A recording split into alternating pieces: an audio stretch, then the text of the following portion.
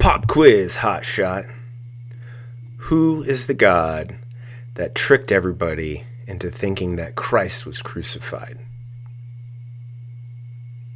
You got it. It's the great God, Allah. Hey guys, welcome to Ask Truth Apologetics. I'm here to talk to you guys today about words. And we're going to try to figure out if words have meaning. Which is really difficult to do because I'm actually using words to describe words to figure out if words have meanings. But somehow we're going to do this, right? We're going to get through it together. Okay, so words, what do they mean anyway? Back when I was a kid, the word sick meant that someone was ill or not feeling well, perhaps had a fever, had a some sort of virus or bacteria. But nowadays, the word sick can actually take on a couple other meanings beyond just feeling ill. Sick can mean that like something was just totally awesome, like really spectacular. Another phrase that we can use sick for is someone's like sick, like they're sick in their head, right? Like a mental type of sickness. So it doesn't just mean like a physical ailment. Right, so how can we decipher what the word sick means if we just say sick? If I just put sick, how do you know what I mean by the word sick? Okay, so I'll give you a couple of different ways that I can use the word or the phrase sick. So way one is I can say, you know what, I've been laid up in bed all day with a fever because I'm sick. Or I can say, bro, dude, that trick was sick. Okay, same word, different meaning. Or I could say, oh no, he was just sick. That was sick. He had sex with a 9-year-old girl. Right? So those types of things are how we can use the word sick to mean, it's the same exact word, but it means multiple things based on the context of the sentence. Does that make sense? I hope so. Okay, so how do you tell what words mean? Of course, it's the surrounding words. So the reason why I'm talking to you guys today about words is kind of has to do with that pop quiz. Okay, so pop quiz. Who was the one who tricked everybody into thinking that Christ was crucified when he really wasn't? Okay, so the story goes like this in the Quran, that the Jews had a scheme. They had a plan to crucify Christ. But Allah, he had a plan and a scheme. And he is the best of planners and schemers, because what he did was he made it appear as if Jesus was crucified, but really he raised him to himself, right? So wait a minute. Somebody else was on the cross? How did that happen? Well, apparently Allah had stolen Jesus, which is great. Good for him, okay? Because none of us like the idea of Christ being crucified until we really start to understand the theology behind it and how it was foreshadowed in the Old Testament, particularly through the Levitical atonement system and all kinds of stuff, right? I'm not getting into that with this video today. But if I'm just a kid, I remember being a kid reading the story, being like, how could Jesus, like the greatest man that ever walked, how could he have possibly been crucified? Like, why would that happen? That's like the worst possible story, right? And that bothered me because I was a kid. You understand? When I'm a kid, I think like a kid. I act like a kid. I reason like a kid. And I couldn't quite understand and couldn't quite grasp that. But thank God that I was able to mature mentally so that I could learn and I can start to understand what Christ's crucifixion actually meant. It was not a defeat, it was a victory, and it was the greatest victory of all time, right? And apparently the writer of the Quran, I guess, didn't like that story. And quite honestly, I understand why he would want to change it. Like, hey, I can convince these people that the story that I don't like ends in the way that I wanted it to end. And I think that's kind of what ended up happening. But to go back on topic here, it was all his fault. Allah deceived deceive is, Muslims don't want to use the word deceive because that is a negative term. But Allah is the best at scheming, planning. I guess the English word planning seems a little bit more palpable or something like that, right? But we really just have to think about this, putting the word into context. And let's pretend that there's not even a word that describes what Allah is the best at. Okay, even if there's a blank, right? So Allah put the face on Jesus, and it only appeared as if he was crucified, but he wasn't. Period. End of story. What word would you put in that?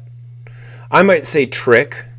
Right? He tricked them, but who knows? Who knows? Let's see what it is that they are describing. So Allah, was Allah honest when he did that? Was it an honest thing to do for him to put the face of Jesus onto another person and have that person crucified and make everybody else who was there witnessing it think that it was actually Jesus being crucified?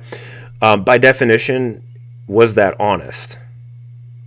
Okay, I hope you have half a brain to say, no, that was dishonest, right? So the opposite of honest is lie, right? There's a truth and there's a lie.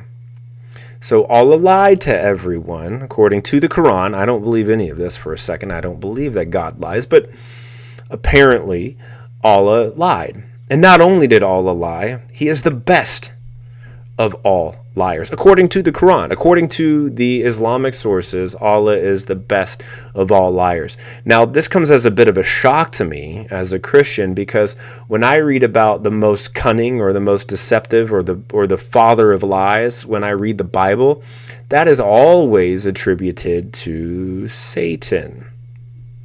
But in the Quran, Allah is the one who is the best of schemers, the most cunning. Okay, so I find that to be very, very interesting, that the best liar is the God that Muslims worship, and that liar, the best liar, so to speak, that is in the Bible, is the one that Christ defeated.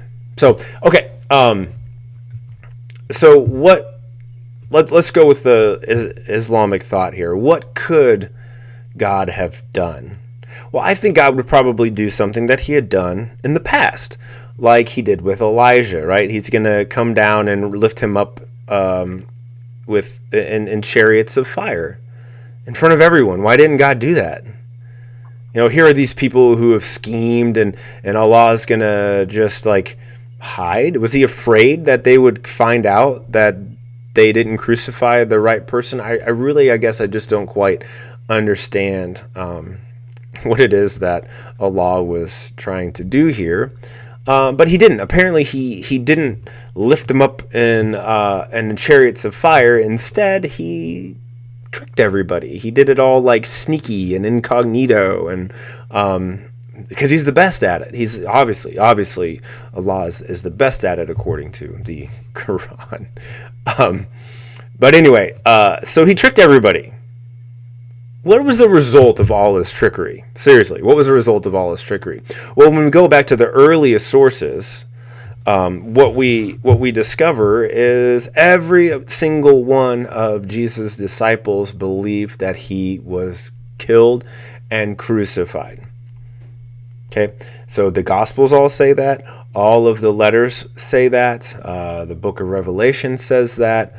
Everything says that, right? And even the earliest Christian creed, which is found in 1 Corinthians chapter 15, verses 3 through 7, which has been dated to as early as a couple of months after Christ's crucifixion, that this creed was stated, which clearly says that Jesus was killed.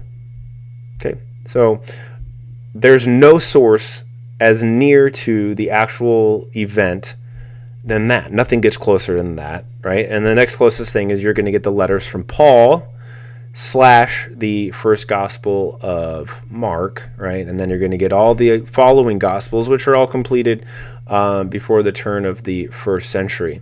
So this claim that there was a deception of God doesn't come around until about 150 AD with some of the Gnostic texts.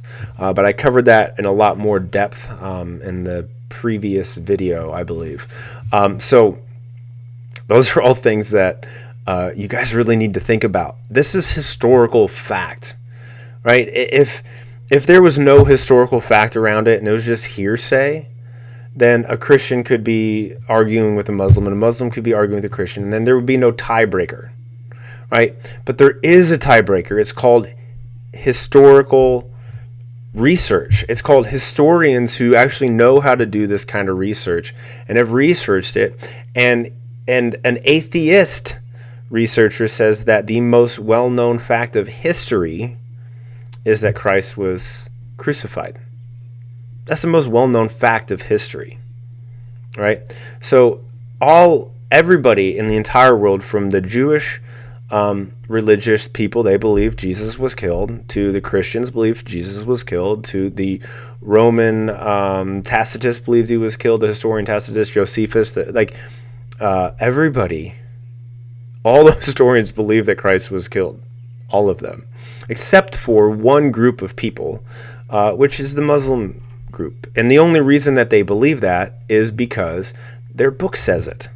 The Quran says it.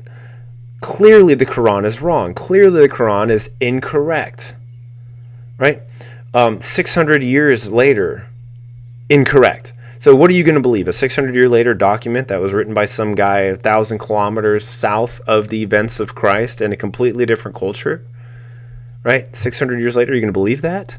Versus people that were there, eyewitnesses who came up with these creeds that Christ was killed and crucified. Who knows? Who knows? Logic would say that the closest ones to it are the ones who are going to win. So given the light of that, given the fact that Christ was actually crucified, Allah, according to the Quran, deceived everyone. Not deceived.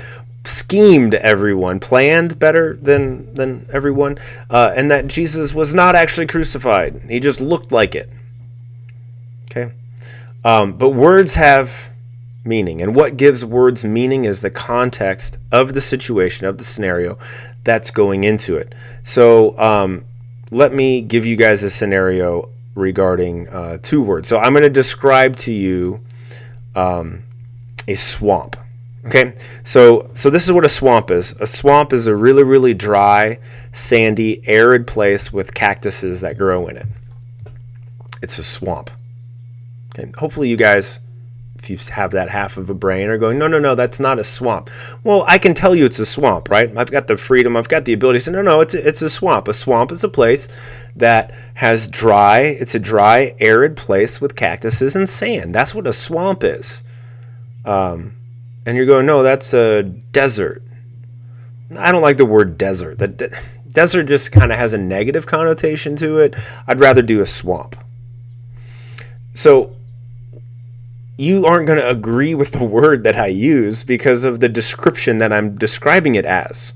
Right? So if I'm describing to you, if I say I tricked everyone into believing something that wasn't actually true,